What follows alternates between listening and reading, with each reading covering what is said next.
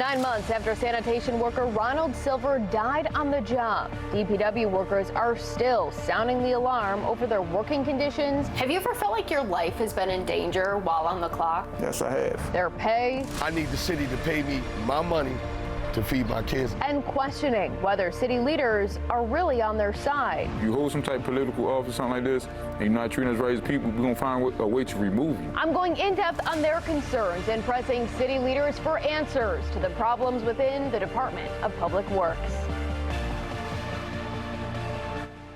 Thank you for joining us for this week's edition of Fox 45 News In Depth. I'm Mikenzie Frost.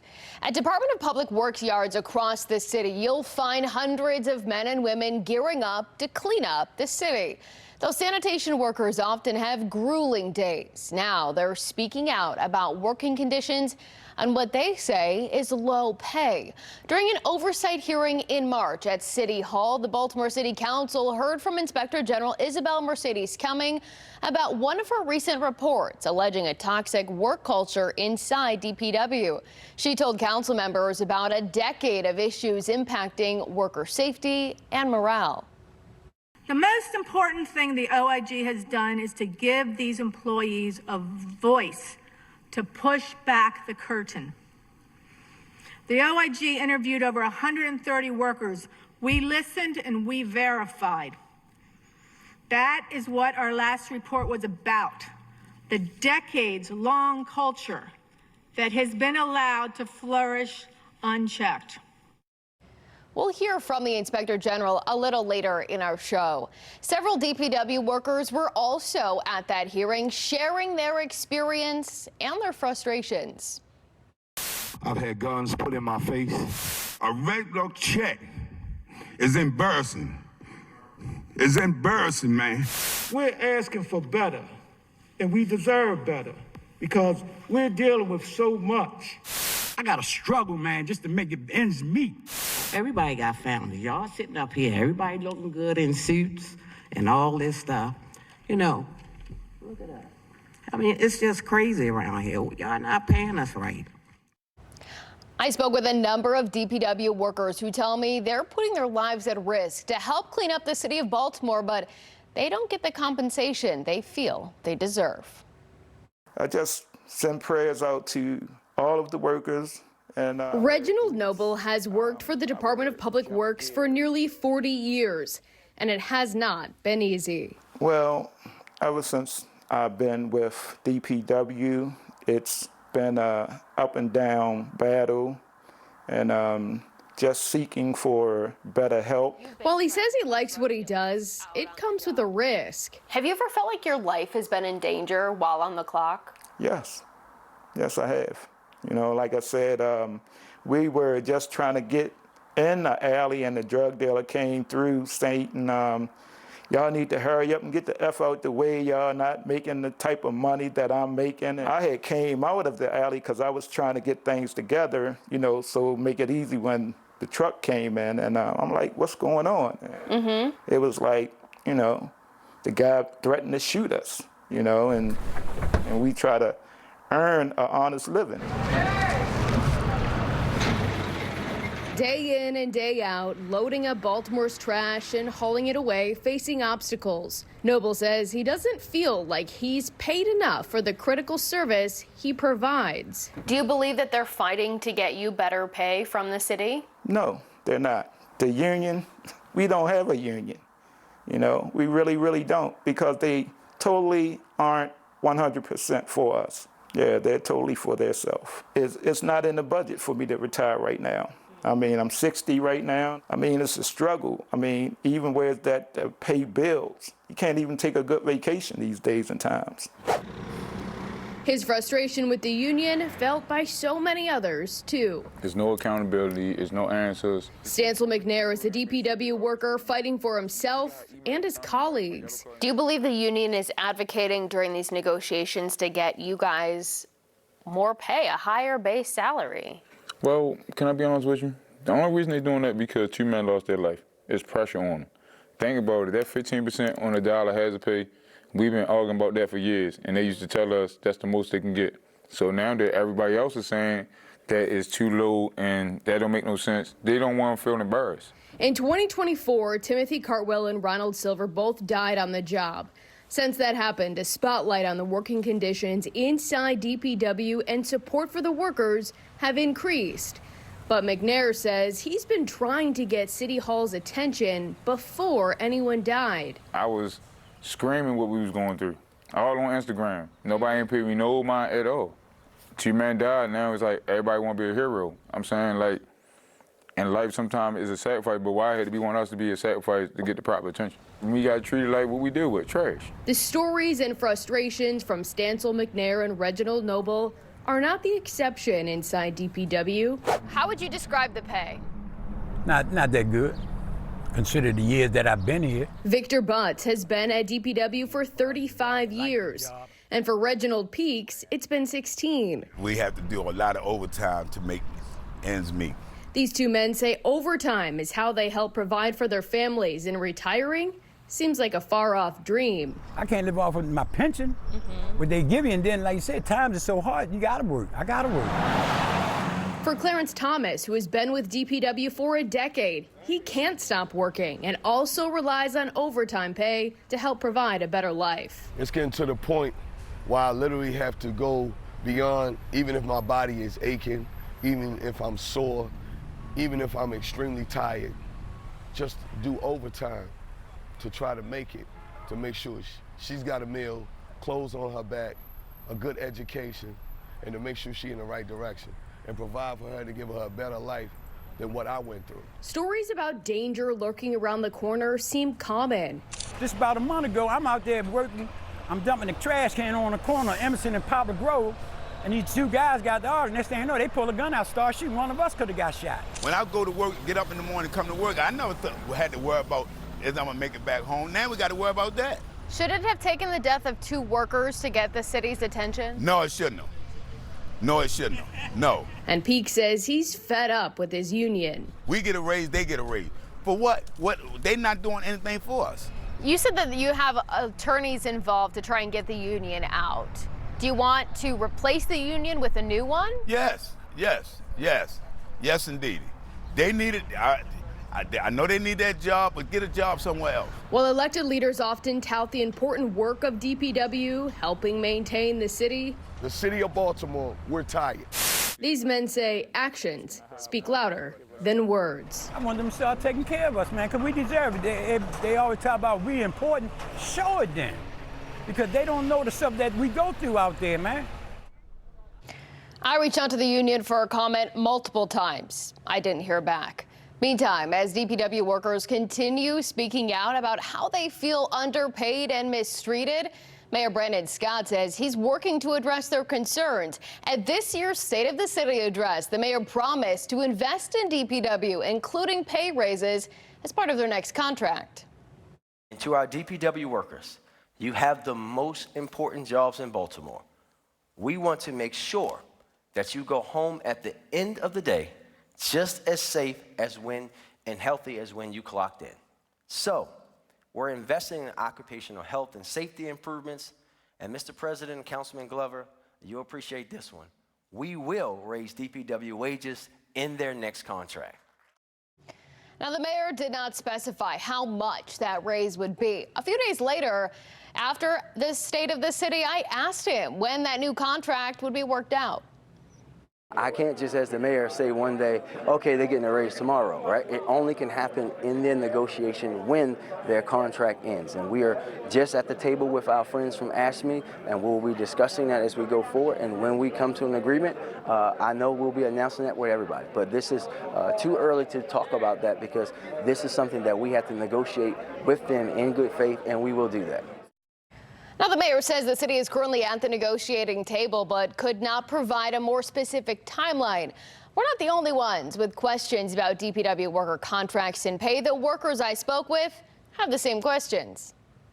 The mayor says that a raise is coming for DPW workers in this next contract. Well, like I said, I ain't gonna hold my breath. I'll believe it when I see it. Well, you know, seeing is believing, because we should have had a raise long time ago. We just waiting to see, Mikenzie. We know it's coming. How much is it going to be? We really don't know, but in the past, When we get a raise, you really don't say it. Once you get a raise, you don't say it. Do you believe the mayor when he says that you guys will get a raise in this next contract? I want to. I really want to. And then, okay, if we get a raise, how much is the raise going to be? I need the city to pay me my money to feed my kids and my family and take care of my wife. I reached back out to the mayor's office about those negotiations, and in a statement, a spokesperson from the mayor's office says they expect negotiations to be over by the end of the fiscal year. That's June 30th. The statement goes on to say because they're in active negotiations, they can't comment any further. During that March 20th hearing, Councilman Ryan Dorsey grilled Inspector General Isabel Cummings about her report. There is seemingly a considerable effort here to kind of rake the union over the coals at the end of this report. I see a lot of disparaging kind of comments about the union representation, but no mention here. In the putting together this report, did you find that the union had actually asked for any of these things to be bargained? That's a great question. As far as the union, this is an independent report done by the Office of the Inspector General, and what the information that we provided is what was given to us by the employees. If you felt a disparaging feel about the union, that is because that is the disparaging feel we were given by the employees.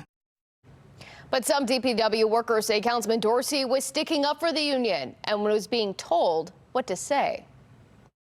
Okay. If anybody has any other questions? The back and forth between Councilman Ryan Dorsey and the city's watchdog was tense. If it's fair to say that you asked for pay information, which I happen to agree is outside of the scope of what the OIG should be asking for, then I think it's fair to say that you also didn't ask if the union had asked to bargain on these things. That's my comment. Thank you, Mr. Chair. My subpoena dealt with the workings of the labor union, and they chose not to respond. During public comment, the one thing we not going to think is the union. DPW worker Stancil McNair confronted Councilman Dorsey about his remarks. We came here to trust y'all. But if one of y'all up here is working with them. McNair says members of the union who were in the chamber were texting Councilman Dorsey during his questioning of the Inspector General. Texting him. That's when McNair says Dorsey tried to walk out of the city council chambers. This is our lives y'all playing with. So you want to play that type of game, you got to listen to this. Because this is our life. We reached out to Councilman Dorsey asking if he was getting texts from the union and why did he try to walk out during the public comment. The councilman ignored our questions. Meanwhile, a few weeks after the hearing, That was his fault. McNair says Councilman Dorsey questioning the city's watchdog about the union was a slap in the face. She got her information from 138 employees. So what Mr. Ryan Dorsey did not understand, when you question her, you was questioning us. And I'm sorry if anybody feeling the type of way. Anybody been in a position over 20 years, gotta take responsibility. Why did he side with the union in that moment, do you think? Why wouldn't he? If they give you a couple $1,000 endorsing you and say, boy, you don't remember that time I gave you that couple $1,000? We need you to look out for us at the union because Ms. Isabel Ray make us look bad. According to campaign finance reports, AFSCME, which is the union, did contribute $5,000 to the councilman during the 2024 election cycle. $2,000 in January 2024, $1,000 in April, and another $2,000 in May, right before the primary election. Maryland's campaign contribution limit is $6,000. The union endorsed several city council candidates last year, including Ryan Dorsey, but he wasn't the only one to get campaign cash. Campaign finance records show James Torrance, John Bullock, and Odette Ramos also got a boost. Multiple requests for an interview or a comment to AFSCME about the DPW workers' frustrations went ignored. But McNair says Councilman Dorsey and anyone else who is not listening to the DPW workers should look out for political challengers. So if you hold some type of political office or something like this, and you're not treating us right as people, we're going to find a way to remove you. While the councilman did not answer our questions, I did submit a public information request for his text messages during that council hearing. We'll let you know if we get anything. Still to come, there are still stark differences between two reports investigating DPW worker Ronald Silver's death. I sat down with Inspector General Isabel Cumming to talk about her report and why she's frustrated with Moshe's investigation. Get fired up for the next level top 6. Fox Thursday. Let's go. The chefs are one step away from the semis. No pressure. And they could be on their own. All right, good luck, guys, yes? They left us. Seriously? What the hell are you doing? Help each other out. Most important cook in my life, no big deal. Tonight at 8 on Fox 45. Fox 45 Morning News presents Mother's Day Mania. Go to foxbaltimore.com/contest for official rules and how to enter. Blue Dot's 93 or it's free mainline drain cleaning with video camera technology will pinpoint exactly what is needed to clear your clogs. Feel secure knowing if we can't clear it, you don't pay for it. Call 1-800-BLUE-DOT to schedule your appointment. A car accident can change your life and the lives those you love instantly. Beyond physical damages, there are emotional and financial damages as well. A price to pay that you can't even imagine until it happens to you. A car accident can impact you, your family, and your future. It's personal, and that's why we're here to help. Call the Cochran Firm at 1-800-THE-FIRM. Hi, we're the Impact Home Team. And we buy houses for cash. But more importantly, we help people struggling with an unwanted property. We've helped with every scenario: severely damaged or vacant houses, rundown rentals, even homes in great condition going through foreclosure or family dispute. We offer you an easier way to get out of that problem property. And you pay no commission or fees. and we close on your timeline. It just takes a few minutes on the phone to see if our family can help yours. Call 410-656-1111. There's a reason Chevy is called the heartbeat of America. A heartbeat strong, steady, unwavering. Like the people who keep this country moving. For them, only America's most dependable truck will do. In every Chevy truck, like every Chevy driver, dependability comes standard. Now, well-qualified buyers can get 0.9% financing for 60 months on this Silverado. That's over $6,600 in average finance savings. See your Baltimore area Chevy dealers. Schedule your $69 AC tune-up with Blue Dot today. The expert technicians at Blue Dot will ensure your system is working at peak efficiency to help you save money on energy costs. Call 1-800-BLUE-DOT to schedule your appointment.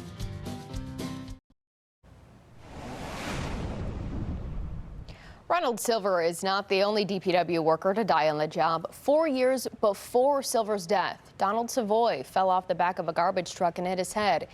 He died from his injuries, with an autopsy report detailing heart disease as a significant contributing factor.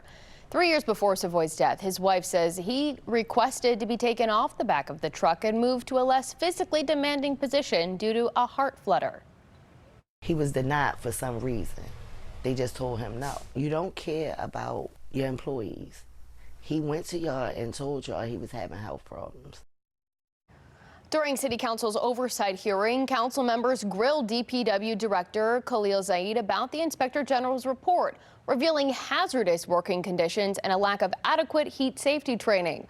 I reached out to DPW to see if that heat safety training was ever implemented. In a statement, DPW tells me heat safety policy is currently in place and active. And with several days already exceeding 80 degrees, DPW has been operating under the plan to safeguard worker health and safety. The statement goes on to say the final sign-off from the union is still pending, but the majority of the training, equipment, and procedures were implemented. DPW also says it is committed to protecting employees and working with the union leadership. 5 days after the City Council's oversight hearing into the Inspector General's report detailing a toxic work culture inside DPW, the OIG released another report about the death of Ronald Silver. Silver died from a heat-related illness while on the job last summer. Inspector General Isabel Cummings' report reveals Silver and a co-worker both fell ill while en route the day Silver died, but the truck driver thought they were being lazy. The fact that the driver didn't really know what to do, didn't know the symptoms of heat exhaustion, didn't realize that cramping and that type of thing, that is part of the culture. Maryland's Occupational Safety and Health Agency, or MOSH, then conducted its own investigation into Silver's death. Fox 45 News obtained a copy of the MOSH investigation, which told a different story about the day Silver died. I sat down with Inspector General Cumming to talk about both of the reports and why she's calling for accountability. Inspector General Isabel Mercedes Cumming is the city's watchdog, and she's been keeping her eye on the Department of Public Works. We have to look out for our workers.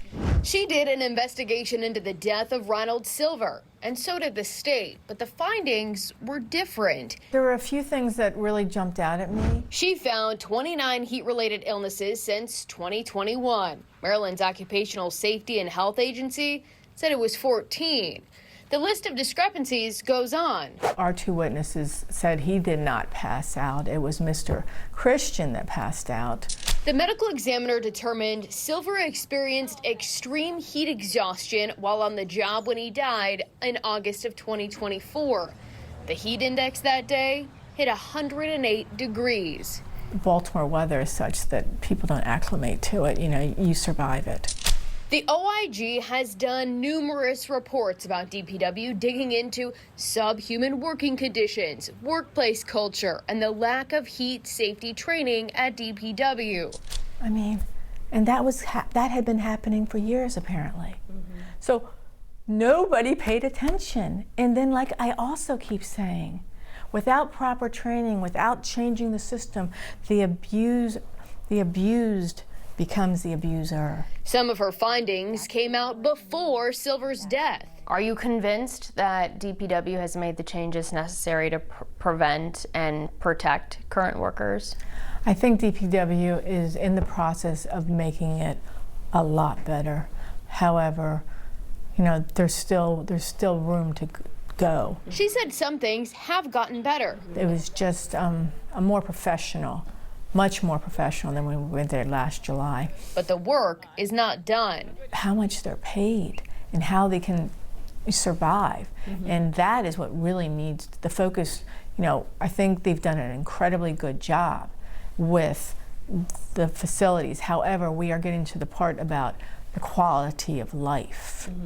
And that is where, you know, the holdup seems to be. During the hearing a month ago, there were some tense moments between you and Councilman Dorsey about what you wrote in your report regarding some of what the workers told you about the union. Right. How do you respond to what he was saying? Well, my job is about accountability. So he thought my report was a personal report. My report's not personal. I mean, he said that I disparaged the union. I didn't disparage the union. I reported what information I was given. The people that were disparaging the union were the workers, because they're the ones that have had to survive these last, 10 years of having very little focus on these people. I mean, it truly has been the forgotten department. Despite the MOSH report finding serious workplace safety violations at DPW and calculating a $4,500 fine, MOSH cannot collect that penalty. What usually changes with people is money. Money is such a powerful motivator.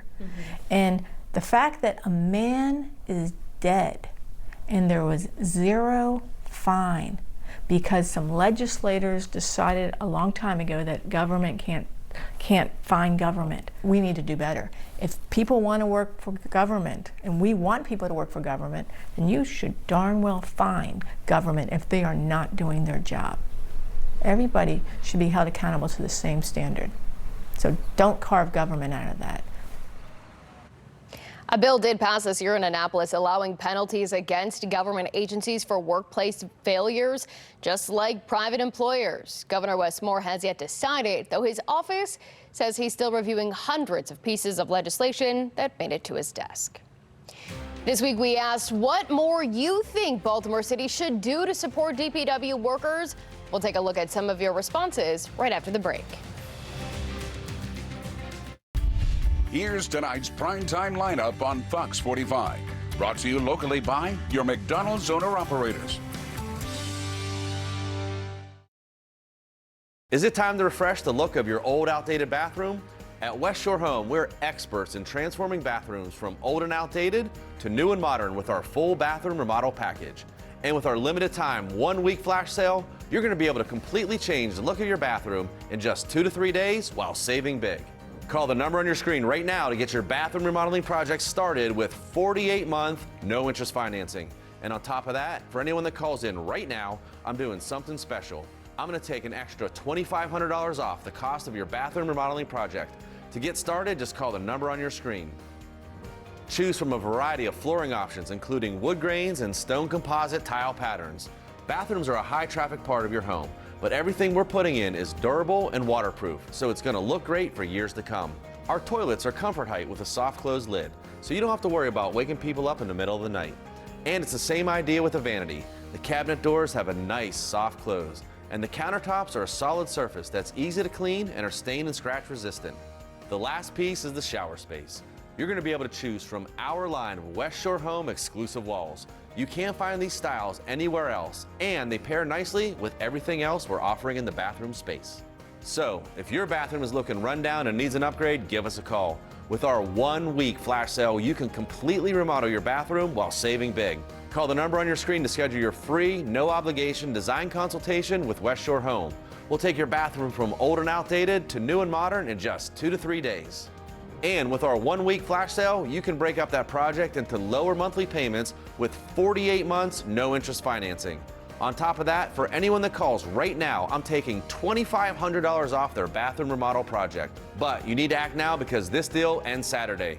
Don't miss out. Lock in this limited time, interest-free financing offer by scheduling a free, no obligation design consultation with West Shore Home.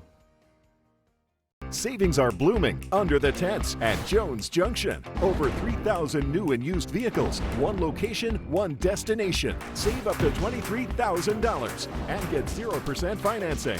Banks on site for instant approval. Plus, we'll service your car no matter where it was purchased. And you get Jones for a lifetime. Look for the tents and save up to $23,000 at Jones Junction. Only 15 minutes from White Marsh Mall. Online at jonesjunction.com.